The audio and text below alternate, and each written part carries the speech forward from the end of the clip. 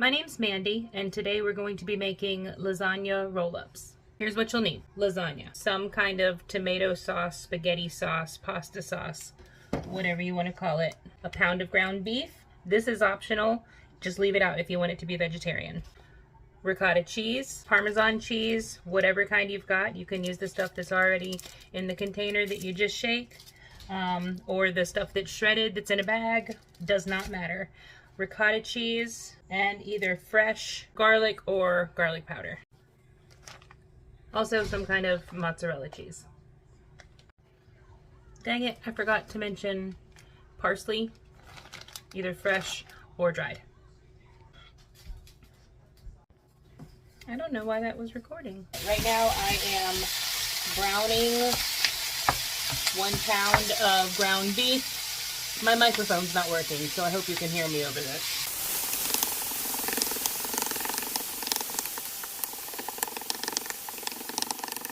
Some salt and pepper.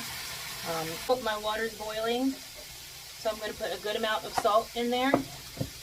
And I'm going to throw in 12 lasagna noodles. I don't know if this is going to make like 9 or 10 or 12, but just to be safe, I'd rather have too many than not enough.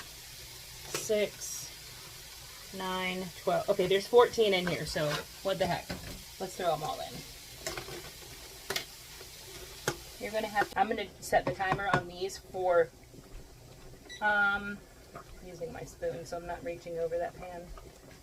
I'm gonna set the timer for 10 minutes and then test them. Now I'm gonna add my tomato sauce, the whole jar. I've turned the heat on this down to like medium low. Otherwise, as soon as it hits the pan, it's gonna start spattering. You put a little bit of water in here.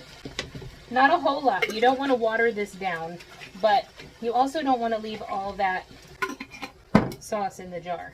So just stir this up now. Again, if you want to add some more seasonings, you can, but this stuff tastes good. While my sauce is heating and my noodles are cooking, I'm going to take this ricotta cheese and put it in a bowl. This is a 15-ounce container. I used probably 2 ounces of this the other day, but it's okay. Use the whole thing if you've got a whole container. I'm going to add, I've got a 1 pound bag of mozzarella cheese, which is 4 cups. I'm going to use half of it. That is 2 cups. If you have fresh parsley, add about this much. It'll be like a half a cup when it's all chopped up, or like, I would say 2 tablespoons of the dried stuff.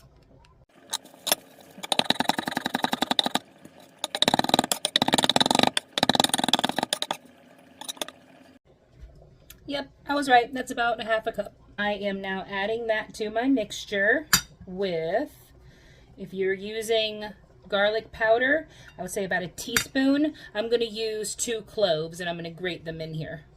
I'm going to use this garlic peeler again.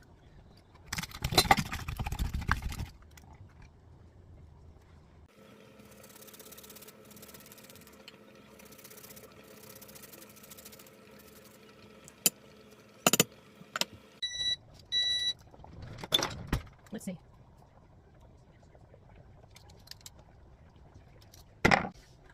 I'm adding 2 more minutes. That's really good. I don't need to add anything to it. I'm going to use half a cup of this.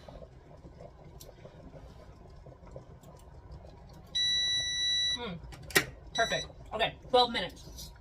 I'm going to add some black pepper to this. I know it doesn't need any salt. There's so many different kinds of cheese in here. It's not going to need that. Forgot to tell you to drain your dang pasta. Put the strainer in your bowl. Let it drain into that. You don't want it to go back into your pot because it's just going to stick. I don't know where to put this. So now you want to take lay those out. You put some of your filling. I'm going to try to fit 12 in this pan. I've sprayed it with cooking spray because I know this stuff will stick. I have made lasagna rolls like this before, but it's been a long time. Once you get your filling on there, you could probably use a 11 by 13 if that's all you've got. I've got one that's 9 by 11. This right here. It's well used. and you roll it up. So you're gonna have all those yummy, yummy layers in there. And then you just put it in your pan this way.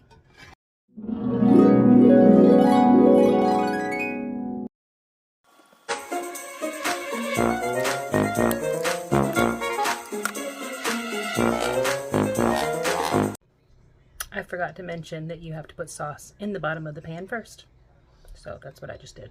Next thing you want to do is put the rest of this sauce all over the top and make sure that none of the pasta is exposed or it's gonna get weird. You want to make sure that sauce is touching all of it.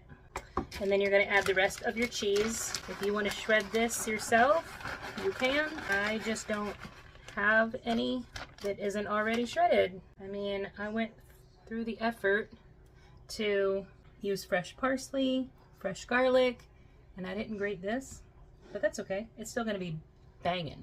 This made 10 of them, by the way, and this is a good size pan. This is going to be a really good dinner. I'm going to put this in the oven at 350 uncovered for 30 minutes. All right, I've got that in the oven. I'm going to let that cook at 350 for about 30 minutes uncovered until the cheese is bubbly and turning brown, and you should have like bubbles around the edges. Everything's already cooked and already hot, so it really shouldn't, you don't need to like cover it up like you would with lasagna. Whoa, that's hot. Okay, time to check this. All right, we got some brown and bubbly cheese. We got some bubbles around the edges. I would say this is perfect. And now you're gonna have to do the most difficult thing you've ever done in your life. That's wait about 10 minutes before you eat this. 10 or 15 if you can. If you can't, I understand. It's just too good. What is this? All right, I waited as long as I could. Look at that. Looks so good. Put it on a fancy plate. I'm gonna have one more. I'm sure everybody's gonna eat at least 2 of these.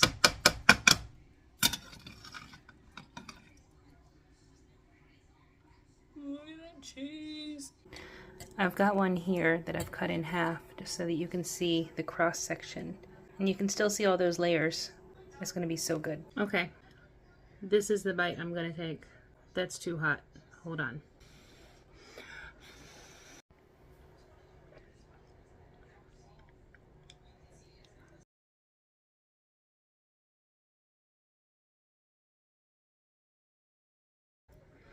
My. It's like mind-blowing. It might be the fact that it's got like 2 pounds of cheese in it, but it's so good. I think it might be better than lasagna. Yeah, I think it's better than lasagna. It's so good. And don't forget, if you don't make this, you can't taste it. So make it. Let me know what you think, and please share with your friends.